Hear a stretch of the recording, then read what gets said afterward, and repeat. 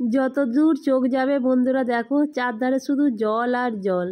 মানে যতই খারাপ পরিস্থিতি থাক না কেন, মানে চোখের জল দিয়ে নয়, মুখের হাসি দিয়ে থাকার চেষ্টা করি, মুখের হাসি নিয়ে। আর ভীষণ অসুবিধে হচ্ছে, আজ টানা 6 দিন হয়ে গেল জলে ডুবে আছি। এখন দেখো এতটা দেয়ালে জল উঠে গিয়েছিল, ভাঁটা পড়তে কিছুটা কমেছে, কিন্তু ঘর থেকে জল তো যাবে না।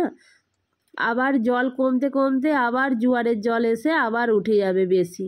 আর ভীষণ অসুবিধার মধ্যে আছি জানো তো। আর জলেতে দাঁড়িয়ে দাঁড়িয়ে রান্না করতে হচ্ছে, জলেতে দাঁড়িয়ে দাঁড়িয়ে খেতে হচ্ছে।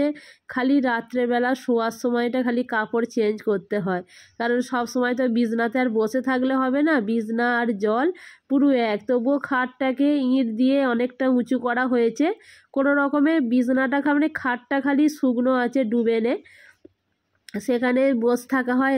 সারাদিন এই জলের মধ্যেই থাকি, রাত্রে চেঞ্জ করে বিছনাতে উঠি, আবার ভোর থেকে নেবে আবার যেমন জল ঘাঁটতে হয় সেই রকম জল আর জল চারধারে। বার সব শরীর ভীষণ খারাপ, অনেক খারাপের মধ্যেও আছি, তা সত্ত্বেও মুখে হাসি রেখে চলার চেষ্টা করছি, যাতে না চোখের জলটা যেন না আসে যে কতটা কষ্টে আছি আমরা। কথাটা তোদলি যাচ্ছে, এতটা ঠান্ডা লেগেছে জল ঘেঁটে ঘেঁটে কিছু বলার নেই।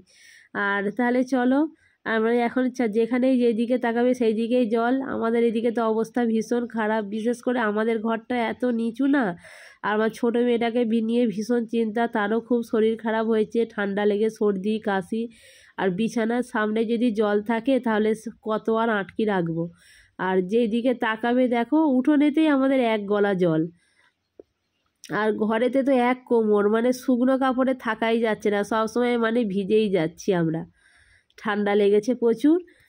আর তোমাদের ওইদিকে সব পরিস্থিতি কীরকম কমেন্ট বক্সে জানাতে ভুলো না কিন্তু। আমাদের এইদিকে পরিস্থিতি খুবই খারাপ, এমনকি বন্যার জল এতটাই বেশি যে জামা কাপড় পর্যন্ত শুকনো করতে পারছি না। যাই হোক বন্ধুরা, তোমরা সবাই যেন খুব ভালো থেকো, সুস্থ থেকো।